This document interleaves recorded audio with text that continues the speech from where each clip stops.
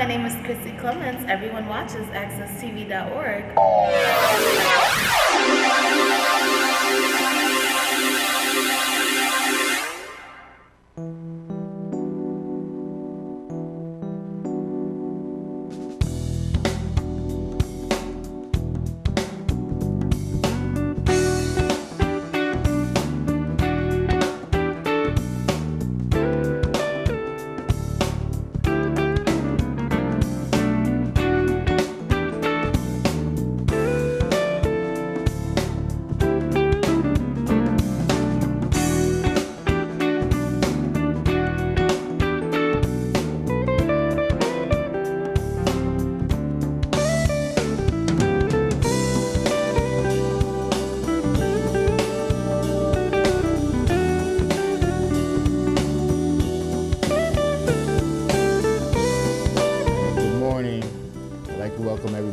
Challenge.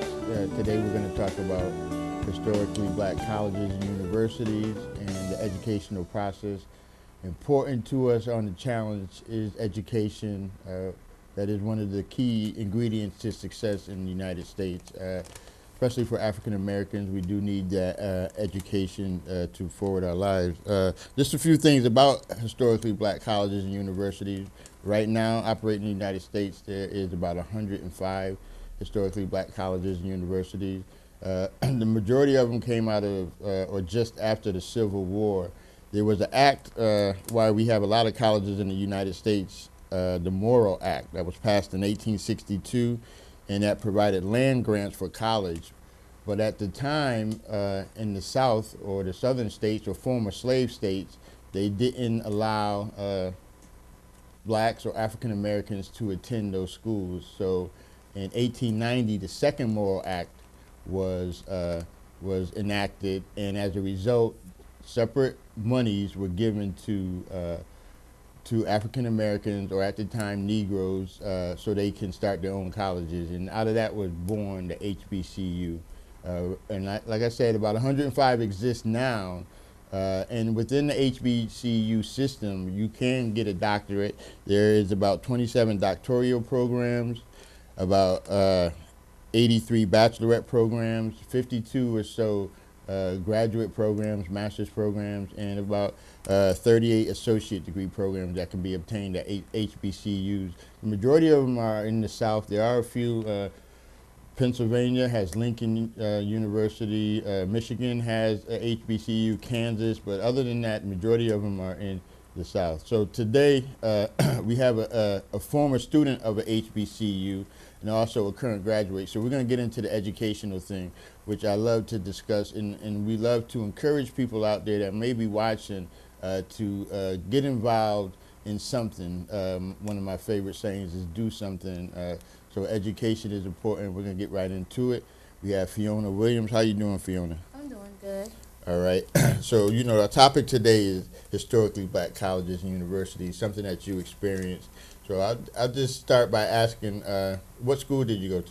I went to the University of Bowie State. Mm-hmm. I attended there and graduated in 2007. And Bowie State is located in Maryland in the Prince George's County area. Okay. Now, take us through like the decision-making process. You know, now I did mention about 1869, 1890. We didn't have the opportunity unless you lived in the Northeast to go to college. Mm-hmm. So now you had a lot of doors open. Why did you choose a historically black college? Well, actually, a little bit about the history of Bowie State. It started as a teacher's college.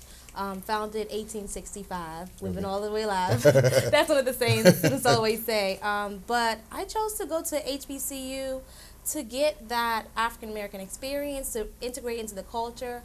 Actually, I'm from the islands, so I wanted to learn about African American history, slavery, things that I wasn't aware of initially. So I don't know, it gave me a sense of empowerment, becoming myself, learning about my culture, my history, who I am, and to basically go to a school where people looked like me and had the same views or similar views to me, and had professors that would empower me to be a bigger person. So.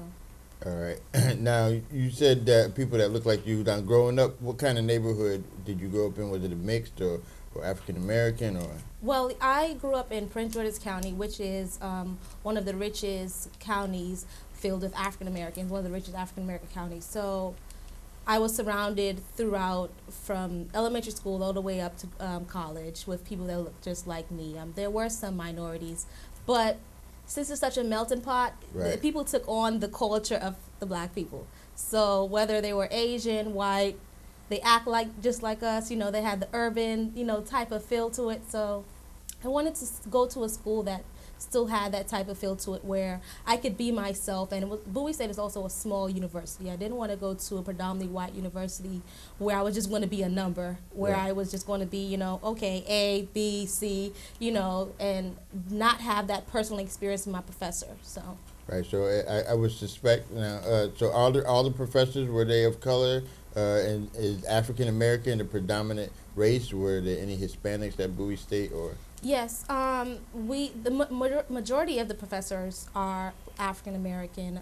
We have several white professors, Indian professors, Spanish professors, but most of the professors are African American that went to other HBCUs as well. And the students there predominantly African American, but we also have minority scholarships, and those minorities are people from different races. Right. So yes. All right, so that's interesting. So if you go to the HBCU, the minorities Yes. considered the majority in, Yes. in most states, in Yes. most places in the United States. Mhm. That's real interesting. Yeah. Now, academically, was it challenging? Some of the negative feedback that you might hear is that the HBCU experience is not as challenging. Students are coming out not as prepared. Now, I personally heard the other, where they're held to a strict high standard. What do you think Yes. about From the first day of school, like professors, especially I majored in social work. So my professors like, this is not a game. You're going to be representing for your race. You need to present yourself accordingly. No wearing baggy clothes. Guys, no hats. Females, make sure your body is covered. No chewing gum in class. They were none for that nonsense, So it was just like, your paper should be on time. You should be in class on time. If you're not in class on time, the doors are locked. Oh, okay. And the teachers were, they were friendly with you, but at the same time, they're telling you, this is a business. You need to go out here in the world and represent HBCU and represent black people to the fullest, because there's a lot of negative stereotypes that you're lazy, you're uneducated, you don't care about anything, you want a handout. It's just like, this school is here to prepare you for greatness, So my professors definitely did not play with me. If I was slacking, a professor would pull me aside and said, look, I know that you can do better than this. This work you're giving me is just not, it's unacceptable. So, All right, so they did put you through they it. had the heavy hand on me. They were my parents away from home, Oh, definitely. okay. All right. Oh, so you lived on campus? Yes. All right. Now, you said it's in Maryland. Where at, so the people that don't know, We like to say Bowie State is like at the heart of everything. It is 30 minutes away from DC and 30 minutes away, 45 minutes away from Baltimore. It's located in Bowie, Maryland. For those who, I want to see what a big landmark that would be in that area. It's near Laurel. Okay. And it's probably 25 minutes away from the Redskins Stadium. Oh, okay. So it's not that far, yeah. So So it's in between that Yeah. Baltimore, Washington, Mhm. D.C. yes, kinda. we're right there on 50 highway, so it's easy for you to get on and get off. Okay. Now, getting in, was that the only college you applied, or did you? No, I actually applied to St. Augustine. I applied to Savannah State, Georgia. Okay. And I applied to Bowie State. My mom wanted me to stay home in the area, so she was like, no, let's go to Bowie State. And I applied to school a couple weeks before school started. And, at first I'm like, what am I getting myself into? I want to go south, Right. And this was actually the best experience, not only financially, but for my academic growth and my growth as a person. I was able to learn so many things from my university and also get so involved. I was a resident assistant, a new student orientation leader. I was very involved on the campus. I also was the president of my social work club. So I really went into the university and immersed myself into the university and the culture. Now, one of the things, and we touched upon this on previous shows, is like in education as a whole, we kind of fall short. So you're motivated to get your education. So what do you think it is about you personally that differs from a lot of young African American women that don't pursue that education? And going to a higher... right, to get the higher education. I think it also has a lot to do with my background, being from the islands. I came to this country when I was 9 years old. So from an early age was instilled in me, education is your avenue out. You know, education is important for the progress of this family. So this is not just for you, this is for your family here, and this is for your family back home. Make us proud. So that was always instilled in me. And I think the problem is a lot of times is the school system, you know, that in these poor urban communities, teachers don't really sometimes have the time for students. Classes are so overcrowded. There's 30, 40 students in a classroom, and so many people get lost in the shuffle, you know. And for me, I had a really good relationship with my counselor in high school. And I'm like, what am I going to do? What am I going to major in? She's like, you're going to need to apply to Bowie State University, and you need to major in social work. I'm like, what is social work? Right. You know, so I went to the university not knowing anything, you know, and I'm like, who is going to help me? And from the day one, professors, guidance counselors, and other people that were impactful in the school helped me and guide me throughout that course and telling me, this is what you need to do. And the next step, you need to get a master's. And then after that, you need to get a PhD. You need to go all the way. So I always had a mentor every single step telling me, you are destined for success. You need to do more. But you said something interesting, but you knew that you would go to college. Yes, I didn't have a trade. Oh, and I okay. think that's why sometimes some students choose, from high school, choose not to go to college. They usually go to a trade school. So I know in my high school we had a barbershop, we had the beautician school for the girls that went to do hair, auto body, what is it? Auto body. Yeah, auto body, yes, and their carpentry. So some students that were more hands-on did that, or had some trades, they would do that. But for me, I'm like, I'm not good with any hammers. I'm not good with hair. I need to choose something and stick to it. So, yeah. So you said social work. What is it that you like about that profession or that process? Because social work is important work as far as in the African American community and in the country at large, with the economy on a downturn. People are needing services. So just describe to people that might not know, what is the role of a social worker? A social worker is there to advocate for the community. You're not here to tell people what to do. And that's one of the problems. People think, when they think social worker, they say, oh, you take people's kids away. Oh, you know, you're part of the problem in the system. And we're here to actually advocate for the community, that's one, and empower the community. Let them know about resources that are available for them, and let them know their rights. Because I think that's a lot of times that's the problem in poor communities, is that they don't know their rights. They don't know that they have access to these resources that can help them. And the more we get the community engaged, they can then advocate for themselves and go to the LOB and, you know, talk to their legislators and tell them, like, what is going on in our community is not right. We need resources. We need better roads. We need better schools. So social work is there to begin that step, to let that person know that you are valued, you are important, and you have human rights. Right.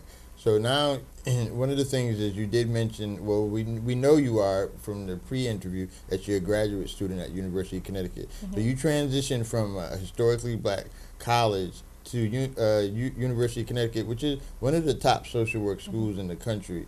So your experience at Bowie State, now being at UConn, explain to us how that went and what the transition was like. Well, first off, my professors always told us that this, you know, HBCU, sometimes people call it a bubble, you know, but I think of it as... What does that mean by that? A bubble is because some people believe that it shatters, hides you and protects you from the outside world. So, you know, it's because it's basically more black students, predominantly black professors. So you're not engaging with the predominantly white society. Right.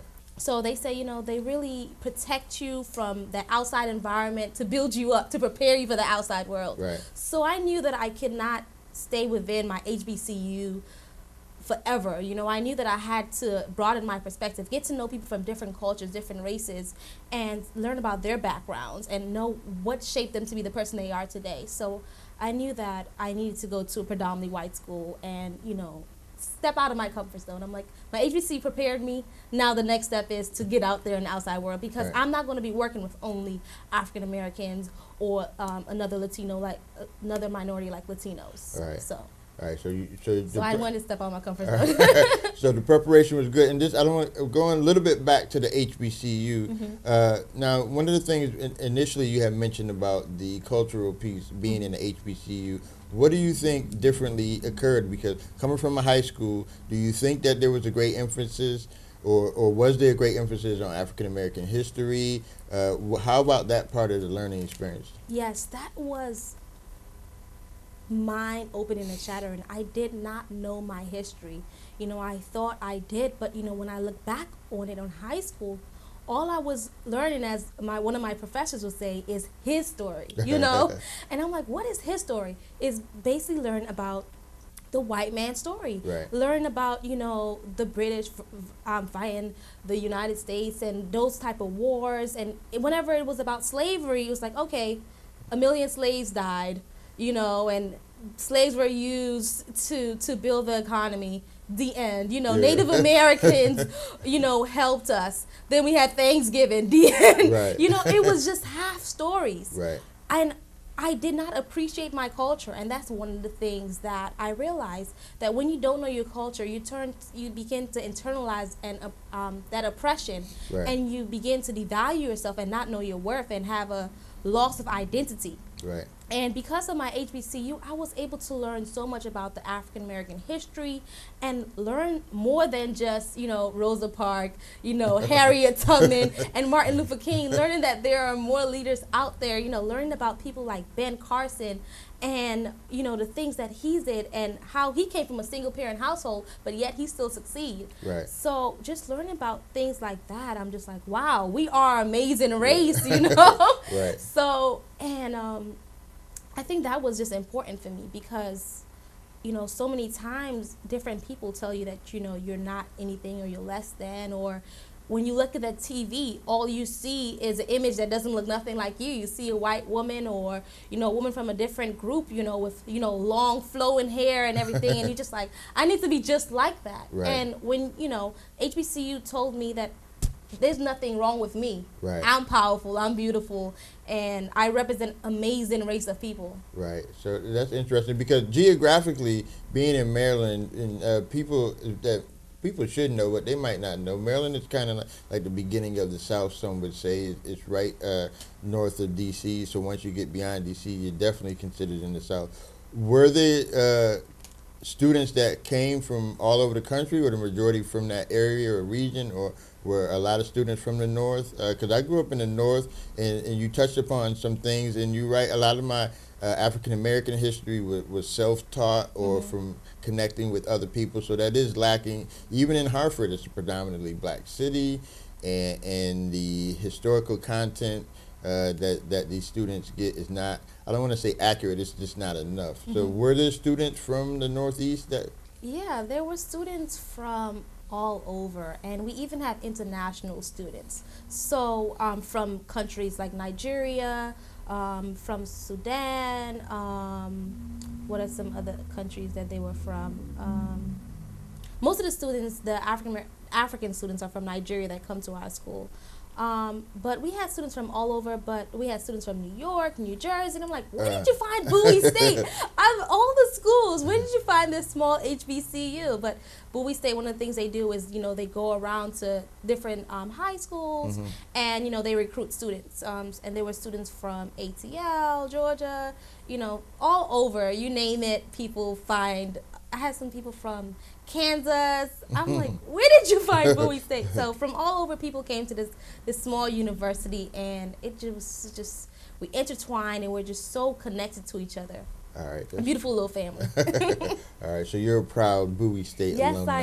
Yes, I am. So now being a graduate student, because some of our younger viewers, African American, we do like to inspire our people. So just take us through like that, because there's a lot of discipline, and just everybody that we talk to, one of the, I guess, themes that that is constant is that it is discipline, and you have to like invest. And so if someone's young and they're thinking about the educational process, what do you think, or what do you say would be kind of some of the things that let you to be successful in those endeavors? Well, for somebody in high school, one of the things I would suggest is go to a university. You know, they have so many tours, and if you're already interested in a certain concentration, I would suggest talking to a professor and saying, hi, can I sit into your classroom? That alone will open your mind to a different world. You know, that alone will expand your mind and make you want to be part of that type of university. So that's one of the things I would suggest. Is that answer your question? Yeah. Okay. Yeah. Another thing that I would tell a student is to really have a good relationship with your professors, have a good relationship with your counselors, because especially when you're applying for schools or you're trying to apply for scholarships, you need to have that strong reference. You need to have somebody, you know, to back you up. And I think that has been one of my biggest success from high school all the way now to grad school, is having professors that's in my life that help guide me to the next step, because they are trying to help us be the next generation that are in policy, that are leaders of the United States. So they're here to empower us. They're there to help us, you know, have that lending hand, Right. type of thing. Now, Lean on them.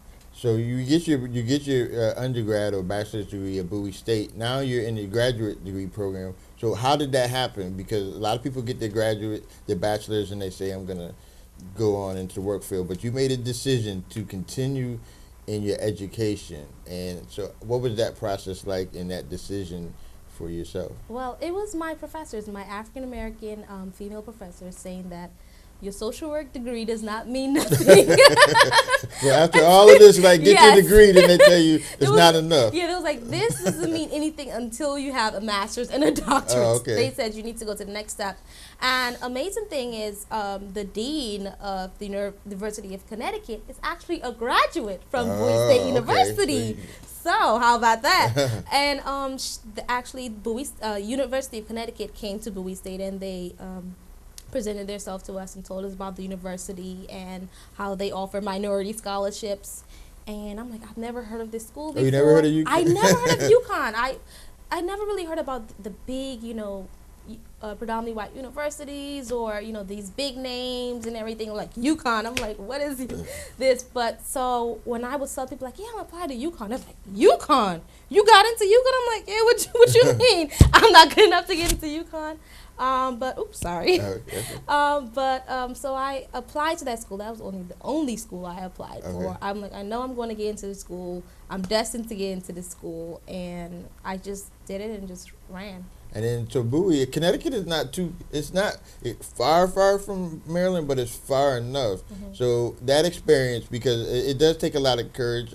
My daughter actually goes to school in North Carolina, so we're from Connecticut, so that's a long way. And you know, I personally encourage people it's 50 states. So a lot of times, I don't want to say as minorities, but a lot of times people won't get outside of their comfort zone. They won't challenge their boundaries. So what do you think it was about yourself that said, I'm taking advantage of this opportunity? Was it your HBCU kind of giving you that? I think it definitely was my HBCU experience. My professors, they told me, you are not going to school in Maryland. So they kicked you out. Yeah, they really did. You know, and every single thing that you know that happened to my life is because of the people that were in my life that, you know, mentored me to tell me, you know, what I should be doing. And my professor said, you are not going to any school in Maryland. You need to step out of your comfort zone. You need to see what the world is like. They were like, Maryland is not the world, okay? Prince George's County is not the world. You need to get out there and make networking with other people. So now that you did that, so you said, when do you graduate, actually? I graduate May 2013. So that's only a couple of months away. So you got your bachelor's degree, HBCU. Yes. Now you're going to have your master's degree. So what does one do once they Well, before you even graduate, you need to be looking for jobs, making sure your resume is up to par, and that's actually my next step. Right now, I'm working with my current internship, Connecticut Coalition to End Homelessness, and having them observe my resume to make sure I highlight all the skills that I do have, and then I'm going to be applying to agencies in Maryland because I'm moving back home. Oh, okay. Yes. You did all this exploring and you're going back home? No, well, I'm going to move back home to be with my family for the moment, but my overall goal is to do international social work. And I think there's two big places. If you want to do international social work, you should either be in New York or you should be in Maryland, D.C. area, the DMV area. So I chose to go back to Maryland and look for work in D.C. because there's so many opportunities there, where else to go than the capital. Right. So I'm going to be looking for agencies focused on international social work, and I'm also going to be talking to professors next semester to help me find a nonprofit organization in a different country where I can study for 3 to 6 years and do some nonprofit work to get me out in that experience. All right, so now just touch upon UConn because we're in Connecticut. University, for people that know University of Connecticut School of Social Work is in West Hartford. They just announced that they're moving to Hartford. I think next year they're going to be moving to Hartford. Yes. So being on that campus and interaction with students and the professors, how was that experience at UConn?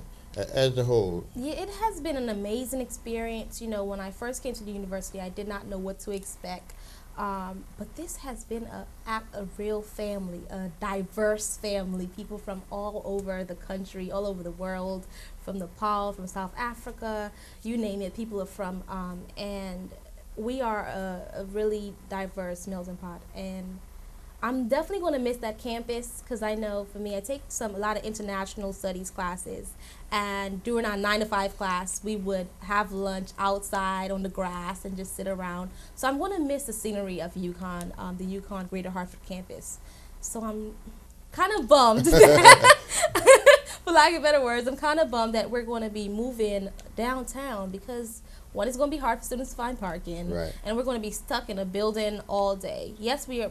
And we're not really closer to the community in a sense. We're just closer to big buildings, corporation buildings. So. Right. Now, let's touch upon back on the education. So you said you're at the Connecticut Coalition to End Homelessness. So that's an internship. So now you're applying all of this academics that you've learned over the past couple of years. So just explain briefly what do they do there and what's your role there? Because that's kind of like what a social work does. What do you do at the Connecticut Coalition?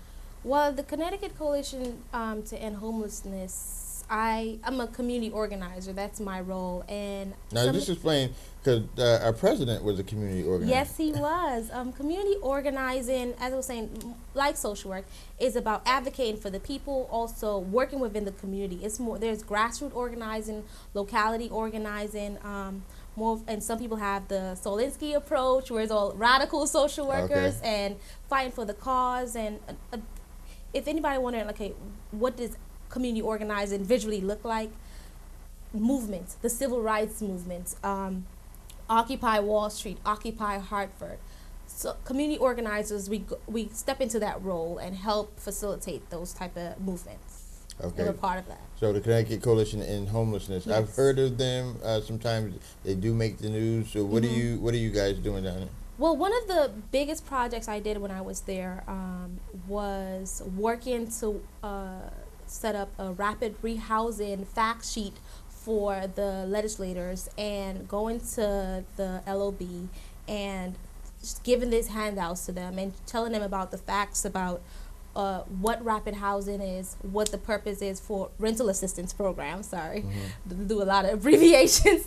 So rental assistance program and the importance of that, and not to cut the budget. A lot of times, and even now, when budgets are being cut, the first thing that gets cut is homeless shelters budgets, the rapid rehousing budget, and assistance for families that are in need. So Connecticut Coalition to End Homelessness is shelters, nonprofit organizations, and advocates and supporters of ending homelessness come together, and they basically advocate on the behalf of this vulnerable population that so many times get pushed underneath the rug. All right, and you mentioned we're out of time, but I just want to let people know. Thank you so much for coming Thank in you for today, having me. Fionna. I think the information you provided was valuable to members of our community and inspiring to that person who may be not sure what they want to do Yes. with the future. And also, you did mention quickly that fiscal cliff. People get down to the legislative office Yes. building. The money that's being cut is going to affect your life. So you do have a voice, you do have a say, and we challenge you to get out and get involved. Thank you, Fionna, Thank for you for coming. having me. Good luck in the future Thank you. with all your educational endeavors, and don't forget about Connecticut. I sure won't.